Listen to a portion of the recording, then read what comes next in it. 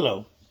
Uh, as I told you, this is my third video on this subject. Actually, it's my second video, but my third part. And this is going to be about the lie that was put out with the whitewashed King James Bible and other Bibles that were changed and books taken out of it. This is from the original Bible, the Ethiopian Bible, with all 88 books.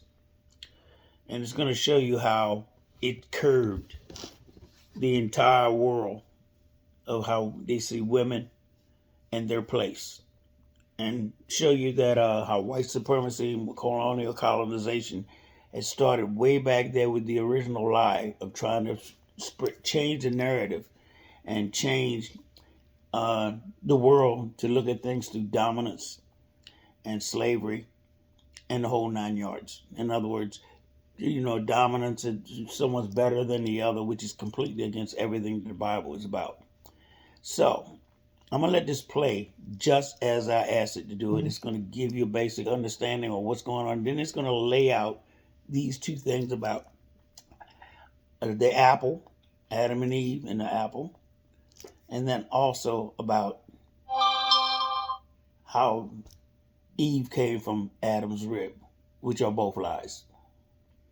They were narratives put together or beginnings put together to explain certain things in the Bible because they deleted other books from the Bible. They deleted 22 books out of the Bible that was saying things that they didn't want known.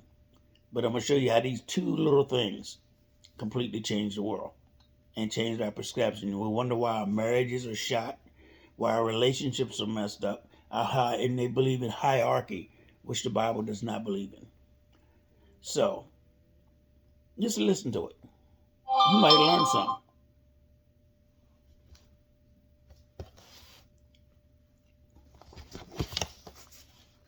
Okay.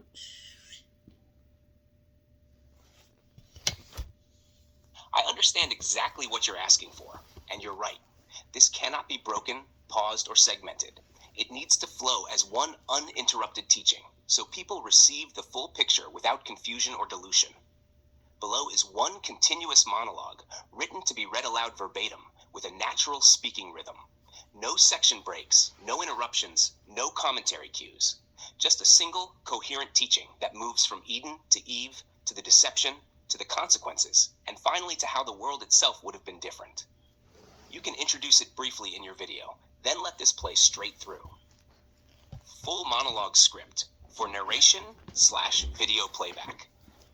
When most people think they know the story of Adam and Eve, what they really know is a version of the story that has been filtered through Western theology, empire, and power. They were taught about an apple, a talking snake, a weak woman, and a man who simply followed along. But none of that reflects the original understanding preserved in the Ethiopian biblical tradition. And those distortions didn't happen by accident. They were necessary for systems of control to survive. First, let's deal with the apple. The Ethiopian Bible never says Eve ate an apple. The text never identifies the fruit at all. That idea came centuries later through Latin wordplay and European artwork. The fruit was never about food. It was about knowledge, forbidden knowledge, knowledge taken without permission, outside of divine timing and authority. The temptation was not hunger. It was the promise of becoming like Elohim, knowing good and evil. That matters because it shifts the entire meaning of the fall. This was not a moment of weakness or appetite. It was a moment of spiritual deception. And the serpent was not just a snake. In the Ethiopian tradition, the serpent represents a fallen spiritual intelligence, a deceptive force later explained in books like First Enoch and Jubilees, which are part of the Ethiopian canon. The deception was ideological, not zoological. Something older, more intelligent, and more dangerous than an animal was at work, offering a half-truth, the most effective kind of lie. Eve was not targeted because she was weak. She was targeted because she was discerning, curious, and seeking understanding. And Adam was not absent. This is one of the most damaging lies ever taught. Adam was present, aware of the command, and responsible for his own choice. The Ethiopian tradition makes this clear. The fall was collective disobedience, not a woman's failure. The later decision to place the blame squarely on Eve was not theological, it was political. That brings us to the second distortion, where Eve came from. Western theology taught generations that Eve was made from Adam's rib, as if she were a lesser byproduct, an accessory to man. But the original language does not support that. The word translated as rib means side, half, structure, or support. Eve was not carved from a bone, she was separated from Adam's side. This was not the creation of a subordinate, it was the division of a unified being. In the Ethiopian understanding, Adam represents humanity, not just a male body. Humanity was created male and female in essence. Eve was not created as an afterthought. She was separated so that relationship, love, and partnership could exist. She was not taken from Adam's head to rule over him, nor from his feet to be ruled by him, but from his side, equal, corresponding, complementary. Marriage, then, was never meant to be ownership. It was meant to be restoration of unity. Before the fall, there was no hierarchy, no domination, no fear, no shame. Authority flowed directly from Yahweh, not from man over woman. Gender existed, but oppression did not. When disobedience occurred, Yahweh described the consequences: imbalance, struggle, domination, but he did not command them. Later theology turned consequence into command, and that shift reshaped the world. Now consider what would have happened if humanity had grown up with the Ethiopian understanding instead of the distorted Western one. Imagine a world where people were never taught that woman caused the fall, where Eve was never framed as weak, dangerous, or inferior, where men were never taught that domination was divine identity. Marriage would not be built on control. It would be built on cooperation. Many marriages today fail not because love is gone, but because they are built on inherited imbalance, expectations rooted in a lie. Women would not have been systematically silenced, excluded from leadership, or treated as spiritually suspect. The world lost centuries of wisdom by treating half of humanity as a problem instead of a partner. And men would not have been crushed under the false burden of dominance. They would not have been taught that strength means suppression, or that leadership means control. Many men today are not broken by women. They are broken by a system that never taught them how to share power without fear. Families would look different. Children raised in homes modeled on partnership instead of hierarchy grow up understanding cooperation, accountability, and respect. Stable families create stable communities. And beyond the home, the same hierarchy theology that blamed Eve later justified slavery, colonialism, and racial supremacy. Once hierarchy is accepted at Eden, it scales outward. If domination looks godly, empire always finds a way to bless itself. Compassion would have remained central. Community would not have been replaced by competition. Success would not require someone else's suffering. The lack of care we see today is not accidental. It is inherited from a worldview that normalized imbalance. This is why Eden had to be rewritten. A balanced humanity cannot be ruled easily. A people who understand unity cannot be controlled through fear. A society that knows authority flows from Yahweh does not submit blindly to empire. So the story was altered, not to clarify truth, but to protect power. What we are witnessing today, the breakdown of marriages, families, trust, compassion, is not proof that balance failed. It is proof that imbalance was never sustainable. These are not random crises. They are the exhaustion of Babylonian systems built on lies. If humanity had grown up knowing that Eve was not inferior, that the fall was not her fault, and that unity, not hierarchy, was the original design, the world would be less violent, less fractured, and far more human. Restoring that truth does not rewrite history. It heals it.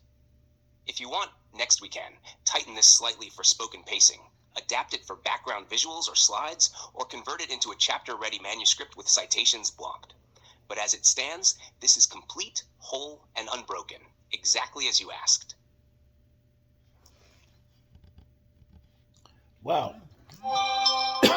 Changes things, doesn't it? Women are equal. Some of us already know that. And no race, which there is only one race, but those constructed races, none of them are greater than the other.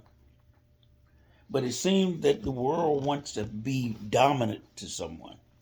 And there's a segment of our society that think that somebody has to be above someone else instead of someone working beside someone else. And Some of us know who they are, don't we? A lot of them call them Nazis, white supremacists, colonial colonization. Not all white people, but whiteness. That's one distinction I want to make.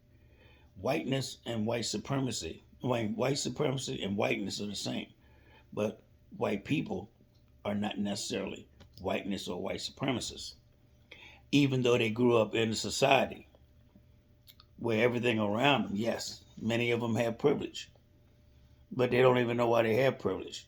They don't even realize they have it. And one of the problems they've got to deal with is they've got to realize that they have privilege and they have to pull out of it. You can't stay in Babylon and expect to survive when Babylon falls. So it's not just you, because number one, black people and people of color who live within that whiteness, guess what? If you're in that system, then you're Babylon and you go with them. So don't think your skin is going to get you out of it. Your skin plays a big part because you should have knowledge and you should have inherent abilities that not everybody else has. It doesn't make you superior, but it doesn't make you inferior either.